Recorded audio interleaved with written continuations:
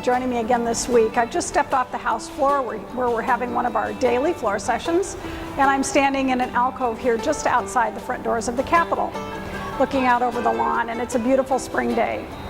We are now down to about 11 or 12 days until the end of session. Had hoped that I'd be able to bring you some better news this week, but we still seem to be in a stalled position. We are hearing bills on the House floor, as I mentioned yesterday, and today we're hearing some environmental bills. Spent about 5 hours on the floor yesterday and 3 or 4 already this morning trying to get a bill off the House floor. I had hoped at this time we'd have some conference committees that had been wrapping up their work and heading to the governor's desk, but that isn't the case yet.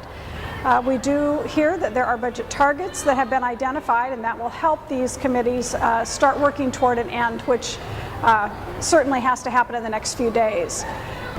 On Monday of this week, after floor session, I took the opportunity to go hear former Governor Arne Carlson speak at a town hall meeting. The topic of the discussion was Minnesota Care. He, as governor, signed that Minnesota Care program into law and is, of course, very concerned about what's happening. That program is in jeopardy this year with a voucher program that Representative Gottwald has proposed. Governor Carlson is very concerned, as are many of us here in the legislature. So hopefully the governor's words will be carried from his mouth to some legislators' ears, and we'll see some changes in the coming weeks, or perhaps even have that proposal drop from consideration.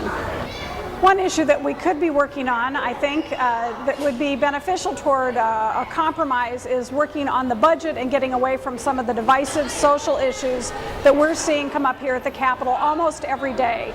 I looked on the rolls and there are over 20 constitutional amendment attempts in bills that are trying to roll through committee right now, and they are on very divisive issues, divisive social issues that are really not what we should be focusing on this year here at the Capitol. But this year, our primary concern can and should be the budget. One thing that I do want you to know is, as we do draw near and these confereed bills go to the governor's desk, the governor has 3 days to sign the bills or veto the bills, or just allow them to become law. And so part of the concern that many of us have is there isn't much time to bring a vetoed bill back to the floor for a second try.